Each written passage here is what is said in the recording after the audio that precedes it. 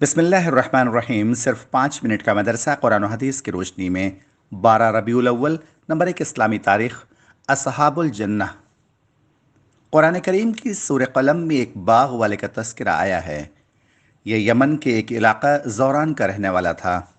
अल्लाह ताला ने उसको खूब माल दौलत से नवाजा था। उसके पास एक बहुत बड़ा बाग था। अपनी पैदावार का बड़ा हिस्सा गरीबों और मिस्कीनों पर खर्च किया करता था। अपने घर वालों का सालाना खर्च निकालकर बाकी माल अल्लाह की राह में सदका कर दिया करता था। जब उस नेक आदमी का इंतकाल हो गया तो उसके लड़कों ने कहा कि हमारा बाप तो बहुत बेवकूफ़ था कि अपनी दौलत गरीबों पर लुटा देता था। हम ऐसा नहीं करेंगे और बिल्कुल अंधेरे में फल तोड़ने जाएंगे ताकि कोई ज़रूरतमंद आकर हमको तंग न कर सके।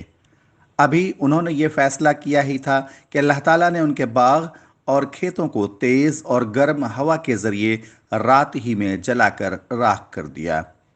जब उन लोगों ने वहां पहुंचकर बाग और खेती की ये हालत देखी तो अफसोस करते रह गए और अपने बुरे फैसले पर बहुत शर्मिंदा हुए।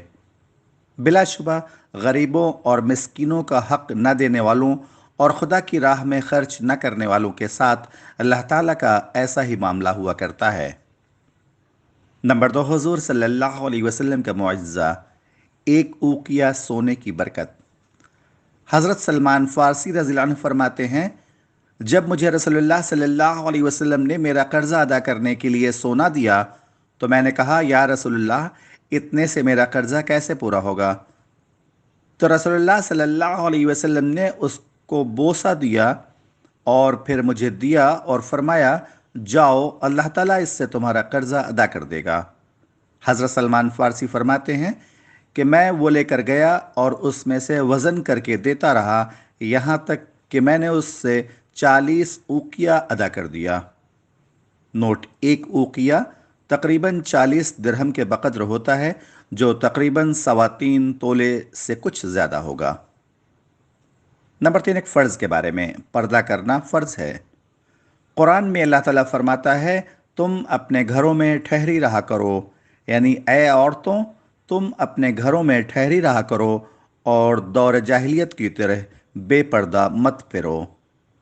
खुलासा: तमाम मुसलमान औरतों के लिए ज़रूरी है कि जब किसी शदीद ज़रूरत के तहत घर से निकलें तो अच्छी तरह बदन और चेहरे को ढांक कर पर्दे का ख्याल रखते हुए बाहर जाएं, क्योंकि पर्दा करना तमाम औरतों पर फ़र्ज़ है। नंबर 4, एक सुन्नत के बारे में। जहन्नम के अजाब से बचने की दुआ। दोज़ख के अजाब से बचने के लिए इस दुआ का एहतमाम करना चाहिए। यह नेक बंदों की दुआ है जो दोज़ख के अजाब से बचने के लिए पढ़ा करते थे। रब्बना सिर्फ अन्ना अजाब जहन्नम इन्ना अजाबहा काना गरामा इन्नहा साअत मुस्तक़र्र व मुकामा। तर्जुमा: ए हमारे रब, हमसे जहन्नम का अजाब दूर रख, क्योंकि उसका अजाब पूरी तबाही मचाने वाला है। बेशक जहन्नम बुरा ठिकाना और बुरी जगह है। नंबर 5, एक अहम अमल की फजीलत। आँखों की बीनाई चले जाने पर सब्र करना। रसूलुल्लाह सल्लल्लाहु अलैहि वसल्लम ने फरमाया, अल्लाह ताला फरमाता है, जब मैं अपने किसी बंदे को उसकी 2 महबूब चीज़ों की आजमाइश में डालता हूँ और वो सब्र करता है तो मैं उन 2 महबूब चीज़ों के बदले उसे जन्नत अता करता हूँ। 2 महबूब चीज़ों से मुराद दोनों आँखें हैं। नंबर 6, गुनाह के बारे में। मुर्तद की सज़ा जहन्नम है। कुरान में अल्लाह ताला फरमाता है, यकीनन जो लोग ईमान लाए फिर काफिर हो गए, फिर ईमान लाए फिर काफिर हो गए, फिर अपने कुफ्र में बढ़ते ही चले गए, तो ऐसे लोगों को अल्लाह ताला हरगिज़ नहीं बख्शेगा और उनको सीधी राह भी नहीं दिखाएगा। नंबर 7, दुनिया के बारे में। दुनिया ही को अपना मकसद बनाने वाले। कुरान में अल्लाह ताला फरमाता है, आप ऐसे शख्स से अपना ख्याल हटा लीजिए जो हमारी नसीहत से मुंह मोड़ ले और दुनियावी ज़िंदगी के अलावा उसका कोई मकसद न हो। उन लोगों के इल्म की पहुंच यहीं तक है, यानी वो लोग सिर्फ इसी दुनिया की चीज़ों के बारे में जानते हैं और इसी दुनिया ही को मकसद बना रखा है। नंबर 8, आखिरत के बारे में। कम अजाब वाला दोज़खी।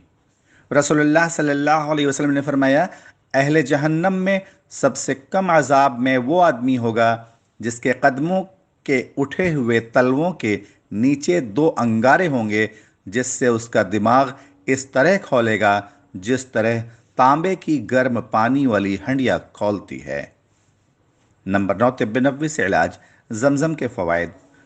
حضرت ابن عباس رضی اللہ عنہ نے زمزم کے بارے میں فرمایا، یہ ایک مکمل خوراک بھی ہے اور بیماریوں کے لیے شفا بخش بھی ہے۔